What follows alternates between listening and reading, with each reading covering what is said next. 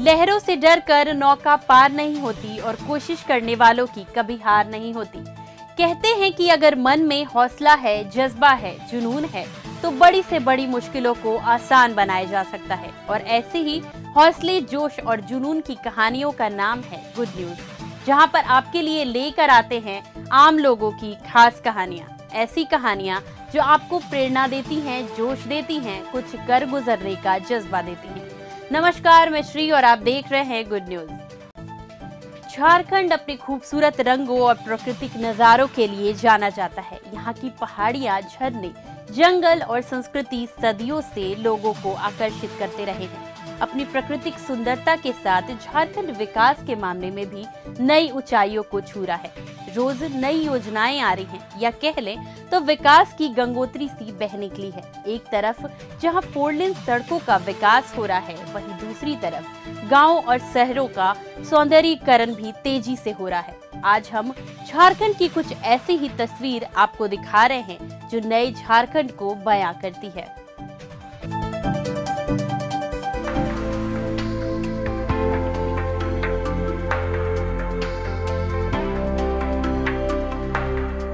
केंद्र सरकार ने राज्य के लिए कई 4 लेन सड़क योजनाओं को स्वीकृति दी है। भारतमाला प्रोजेक्ट के तहत ओरमांझी से बोकारो तक ग्रीनफील्ड एक्सप्रेसवे बनेगा।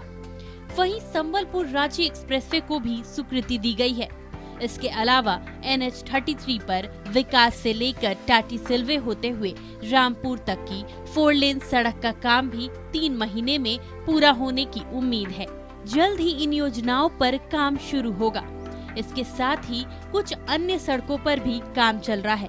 इन सड़कों के बन जाने से राज्य और राजधानी की तस्वीरें बदल जाएंगी।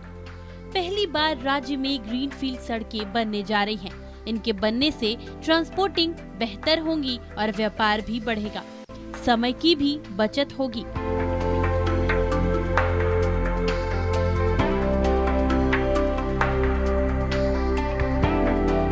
ओरमांझी से बोकारो तक के लिए प्रस्तावित ग्रीनफील्ड एक्सप्रेसवे में गोला के पहले एक टोल प्लाजा बनने वाला है, जहां एक्सप्रेसवे का 2 चरणों में ओरमांझी से गोला और गोला से बोकारो तक का प्लान बनाया गया है।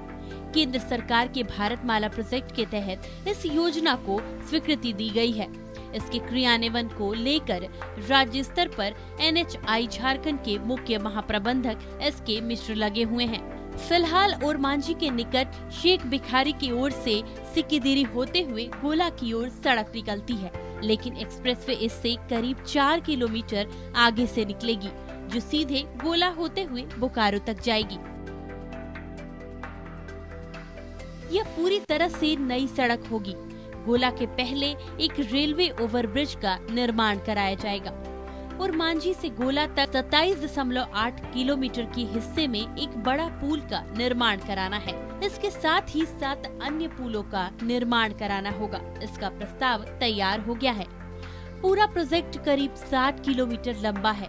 इसमें कुल 24 अंडरपास बनाने होंगे और 12 गोला से बोकारो के बीच बनाया जाएगा। वहीं गोला से बोकारो के बीच 8 ओवरपास बनेंगे। गोला से बोकारो के बीच 5 मध्यम साइज के पुल भी बनेंगे। पूरी सड़क पर 149 कलवर्ट का निर्माण कराया जाएगा। इसके साथ ही सड़क पर पर्याप्त लाइट लगाने की भी योजना है।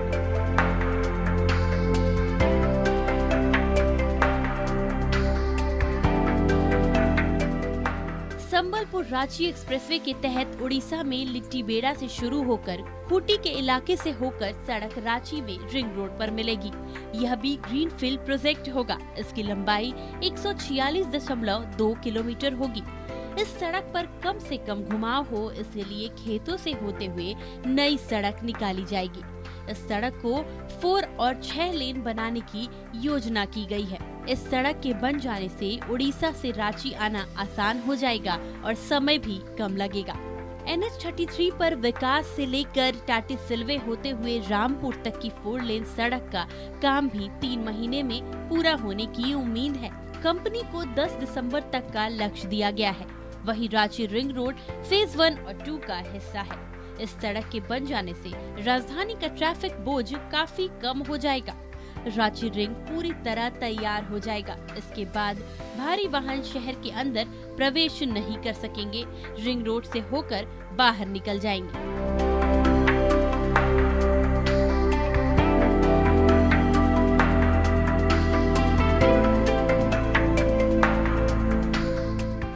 Bureau report, news 11 Bharat.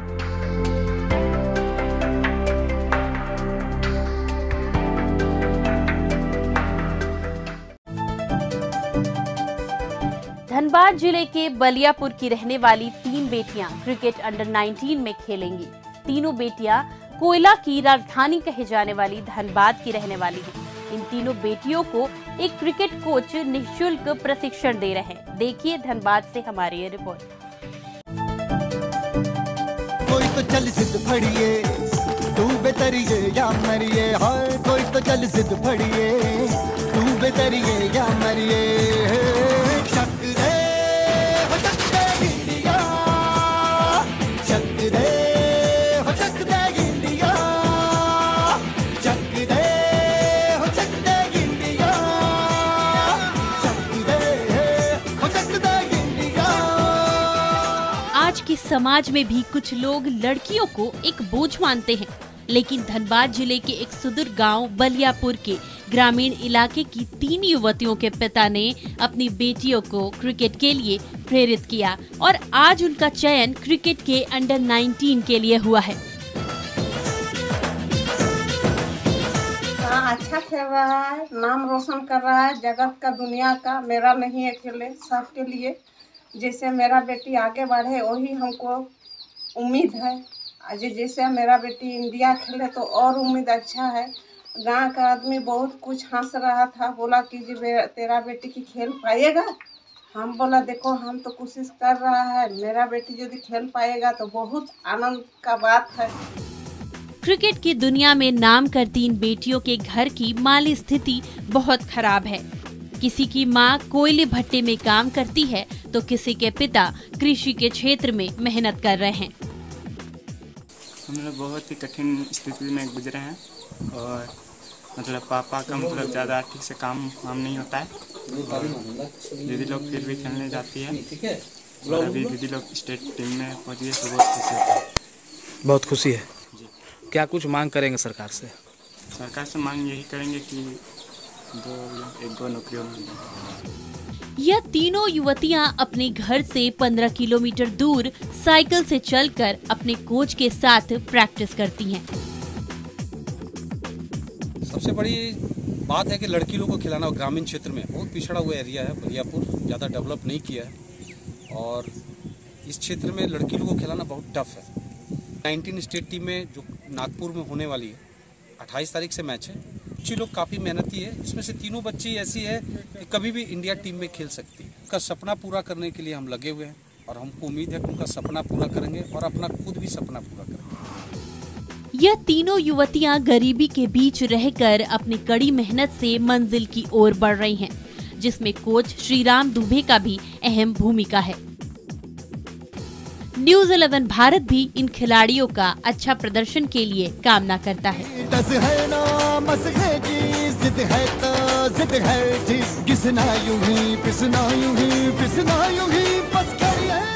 News 11 Bharat के लिए झरिया से विकास कुमार की रिपोर्ट। कोई तो चल जिद फड़िए, तू बेतरिए या मरिए, हाय कोई तो चल जिद फड़िए, तू बेतरिए या मरिए। शक दे हो शक दे इंडिया, शक दे हो शक दे इंडिया। मूर्ति कला के क्षेत्र में पुरुषों का हमेशा से ही वर्चस्व रहा है, लेकिन समय बदल रहा है। ऐसे में रांची की एकमात्र महिला मूर्तिकार माधवी पाल है। किचन की दहलीज से निकलकर मूर्ति व्यवसाय में कदम रखना और आगे बढ़ने का साहस रखने वाली माधवी पाल उन महिलाओं के लिए प्रेरणा स्रोत बन गई हैं, जो महिला कला में अपना भविष्य तराशना चाहती हैं।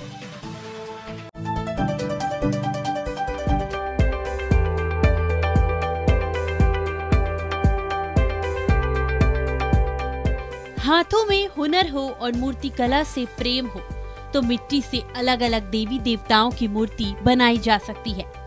मूर्ति कला में रांची में मुख्य तौर से पुरुषों का वर्चस्व रहा है। अब तस्वीर थोड़ी बदल सी गई है। माधुरी पाल पिछले 10 वर्षों से मूर्ति बनाने की कला में माहिर है। पहले ये अपने घरों में रहकर घर का काम किया करती थी, लेकिन अचानक 2012 में उनके पति बाबूलाल की असमय मृत्यु की वजह से माधवी पाल ने मूर्ति कला में अपना हाथ आगे बढ़ाया। शुरुआती दौर में काफी परेशानी होती थी। अब तमाम चीजों को बारीकी से समझ लिया है और मूर्ति व्यवसाय में अपना हाथ आजमाते हुए घर परिवार चलाती हैं। तो इसमें तो कुछ जानकारी नहीं था, एकदम आप लोग जैसे आते हैं ऐसे हम आते हैं देखने। तो अभी भगवान हो सकेगा इसे मनाए दिमाग दे दिया जो तुम इसे चलो, तब तुम अभी बहुत कुछ सीख गया। कोई सामान जैसे हमको नॉलेज नहीं था, कुछ भी नहीं था, हम जीरो था। तो एक लेडीज यदि घर में जो घर में रहने वाला वो आदमी लेडीज यदि एक तो अचानक बिजनेस में आएगा तो मेरा तो 2-3 साल तो मेरा थोड़ा दिक्कत हुआ है। तो अभी सब मिस्त्री लोग जो है सब वही लेके काम कर रहा, ठीक है। वो लोग का देख के अभी कुछ हमको मन में यदि लग रहा है, डाउट हो रहा तो पूछ लेता है थोड़ा। कोई सामान का भी है यदि बोले तो अच्छा ठीक है। माधवी पाल रांची की एकमात्र महिला मूर्तिकार हैं। वर्ष 2012 में पहली बार मूर्ति बनाने की कला में अपना हाथ बढ़ाया था। तब थोड़ी परेशानी होती थी। अब इन्हें अपने काम पर, अपनी पूरी टीम पर गर्व महसूस होती है। जब उनसे यह पूछा गया कि आप एकमात्र महिला मूर्तिकार हैं, कैसा लगता है, माधवी पाल हंसते हुए कहती हैं कि अच्छा लगता है और आगे बेहतर करने की भी बात कहती हैं। तो पूरे झारखंड में आप पहली महिला मूर्तिकार हैं माधुरी, से गर्व महसूस होता है। हाँ देखिए, किसी को अच्छा नाम लेगा तो अच्छा बोलेगा तो सबको ही अच्छा लगता है। एक तो छोटा बच्चा का भी अच्छा लगता है, और कोई बुराई बात बोलेगा तो सबका ही खराब लगेगा। अच्छा नाम सुनने से सबको ही अच्छा लगता है। वो तो है, देखिए बिजनेस यदि ठीक ठाक चलेगा तो ये लोग को भी खुश करने सीखेंगे, और यदि बिजनेस में डाउन रहेगा तो कैसे खुश करेंगे। किंतु जो जितना ये लोग का पेमेंट है हम मिटा देता है, जैसे भी मेरा होता है। हम ये लोग कोई बोलने नहीं सकेगा, जो भाभी पैसा हम लोग को रोक के रख देता है। किचन की दहलीज से निकलकर मूर्ति कला, मूर्ति व्यवसाय में कदम रखना और आगे बढ़ने का साहस रखने वाली माधवी पाल उन महिलाओं के लिए प्रेरणा स्रोत बन गई हैं, जो मूर्ति कला में अपना भविष्य तराशना चाहती हैं। बादल पे पाँव है या झूठा गाँव है, अब तो भाई चल पड़ी अपनी ये नाव है। बादल पे पाँव है या झूठा गाँव है, अब तो भाई चल पड़ी अपनी ये नाव है। न्यूज़ 11 भारत के लिए कैमरामैन सुशील के साथ अंजनी की रिपोर्ट।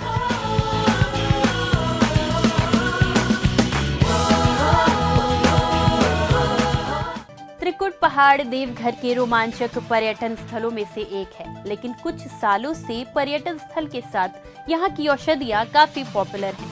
यहाँ आज भी कई दुर्लभ जड़ी बूटियाँ पाई जाती हैं। देवघर जिला प्रशासन त्रिकुट पहाड़ पर पाई जाने वाली औषधियों और दुर्लभ जड़ी बूटियों के वैज्ञानिक उपयोग करने की नीति बना रहे हैं। साथ ही इसे चिकित्सा की मुख्य धारा से जोड़ने की योजना भी बनाई जा रही है।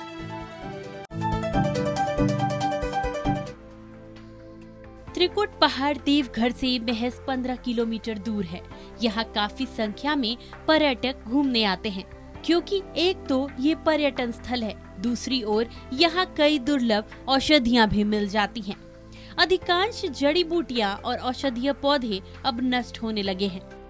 टीका से गैस का है, बवासीर का है, दमा का है, शुगर का है, ये सब में बहुत ऐसे बहुत जड़ी बूटी है। इस अभी जो कोरोना काल है उसके लिए हाँ, इसके भी जिसको जानकारी है इससे भी दवाई बन सकते हैं। मतलब फायदा होता अगर इसको हाँ, बहुत फायदा होता सर। यहाँ सोचिए आपको 90% फायदा होते हैं जड़ी बूटी के यहाँ के पहाड़ के। अभी क्या स्थिति है? अभी तो गंभीर है सर। पूरे क्या देखभाल नहीं हो रहा है? कोई देखभाल नहीं, फौरी डिपार्ट से कोई देखभाल नहीं हो रहा है। कितने बार तो आग लग चुका है, पूरा इसका तो पूरा जल चुका है। वन विभाग ने कभी इस धरोहर को संजोने की कोशिश तक नहीं की, इसलिए कई जड़ी बूटियां खत्म होने की कगार पर हैं, जबकि ये ग्रामीणों की आय के स्रोत हैं। लेकिन अब जिला प्रशासन ने औषधीय पौधों को संरक्षित करने का बीड़ा उठाया है। एक ये है कि जो ऐसे लोग जो परंपरागत तरीके से जो काम कर रहे हैं, जड़ी बूटियों का बनाते हैं और लोगों को देते हैं, खासकर यहाँ त्रिकुट पर्वत जो है, तो उन लोगों को हम लोग जोड़ेंगे और उनको एक साइंटिफिक तरीके से वो कैसे वो लोग करें और उसका क्वालिटी कैसे वो लोग इंश्योर करा पाए। तो हम लोग यहाँ के जैसे लघु कुटीर उद्योग बोर्ड है या JSLPS का हमारा जो ग्राम संगठन और जो फार्मर प्रोड्यूसर ऑर्गेनाइजेशन है, उनके साथ हम लोग इनको जोड़ के एक मेन स्ट्रीम में लाने के लिए कोशिश कर सकते हैं। और साथ ही साथ अगर कोई मशीनरी का भी ज़रूरत है तो बैंक से हम लोग लोन का भी क्रेडिट लिंकेज करवा सकते हैं। आज जिला प्रशासन पौधों को संरक्षण देने की नीति बना रहा है, जो सराहनीय कदम है। ऐसे में जरूरत है कि आम लोग भी प्रशासन का पूरा सहयोग करें। न्यूज़ 11 भारत के लिए देवघर से रंजीत कुमार की रिपोर्ट।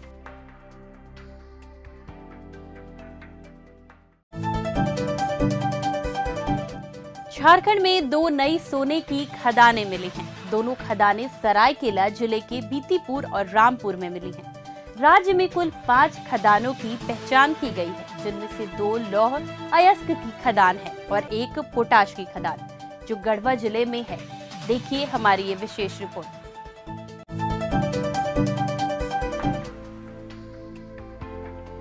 झारखंड वासियों के लिए एक बड़ी खुशखबरी है। झारखंड में 5 नई खदानें मिली हैं। जियोलॉजिकल सर्वे ऑफ इंडिया में आधिकारिक रूप से राज्य सरकार के माइंस एंड जियोलॉजी विभाग को लिखित में खदानों की सूचना दी गई है। इन 5 खदानों में 2 सोने की खदानें सरायकेला जिले के रामपुर और बीतापुर में है। 2 लौह अयस्क की खदानें मिली हैं, जो दोनों मेरालगढ़ा और सिलपुरजी में है, और पोटाश का एक बड़ा भंडार गढ़वा में मिला है। GSI के द्वारा G4 लेवल पर कंपोजिट लाइसेंस के लिए ये ब्लॉक बना करके डिपार्टमेंट को पेश किया गया है और डिपार्टमेंट में इनके कागजात आए हैं। अभी इस पर प्राइमरी स्टेज पर हम लोगों का वर्क चल रहा है। हम लोग इस पर अध्ययन कर रहे हैं और इस पर GSI के साथ मीटिंग करके बैठक भी करेंगे और पूरी जानकारी हम लोग लेंगे कि रिपोर्ट का अभी क्या। ये गोल्ड है एक रामपुर बीटापुर में और जो सरायकेला डिस्ट्रिक्ट में दोनों जगह वहीं पर है। सरायकेला में जो है वहीं पर मिल रहा है, जिसके लिए हम लोग अभी कोशिश कर रहे हैं। और क्या क्या है? और 2 आयरन और भी मिला है, एक मेरलगढ़ा और एक सिलपुंजी में। उस रिपोर्ट का भी हम लोग अध्ययन कर रहे हैं। 5 आया है, 2 गोल्ड पर, 2 आयरन पर और 1 पोटाश पर। जियोलॉजिकल सर्वे ऑफ इंडिया ने देश भर में ऐसे 100 नए माइन साइट की खोज की है, जिनमें से 5 झारखंड में भी है। अभी यह पता नहीं चल पाया है कि किस माइंस में कितनी मात्रा में सोना या लौह अयस्क मौजूद हैं। जियोलॉजिकल सर्वे ऑफ इंडिया की सूचना पर अब राज्य सरकार अपनी टीम के जरिए इस बात की डिटेल में जांच करवाएगी। पहले अब पता चलेगा कि कितनी मात्रा में खनिज खदान में मौजूद है, फिर यह तय किया जाएगा कि इसको निकालना कमर्शियल तौर पर फायदेमंद रहेगा या नहीं।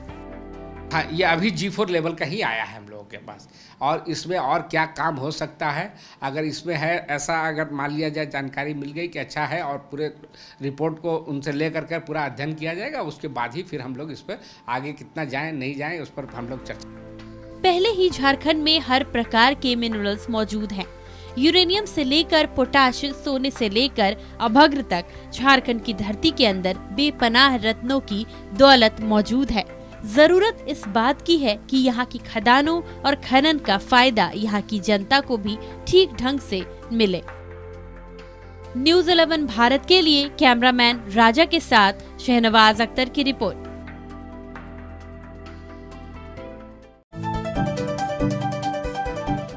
तो देखा आपने, हमारे झारखंड में कौशल अपार है, बस जरूरत है उन्हें एक प्लेटफॉर्म मिलने की, एक मौका मिलने की। और जब जब मौका मिला है, हमारे देश के युवाओं ने, महिलाओं ने और बच्चों ने बहुत कुछ खास कर दिखाया है, देश का नाम रोशन किया है।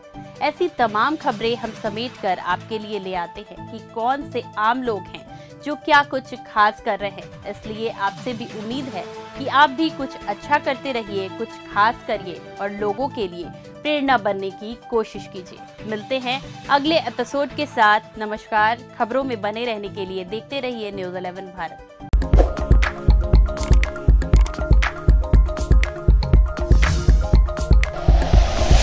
Like and share videos, subscribe करें हमारा चैनल और प्रेस करें बेल आइकॉन। न्यूज़ 11 भारत, सच है तो दिखेगा।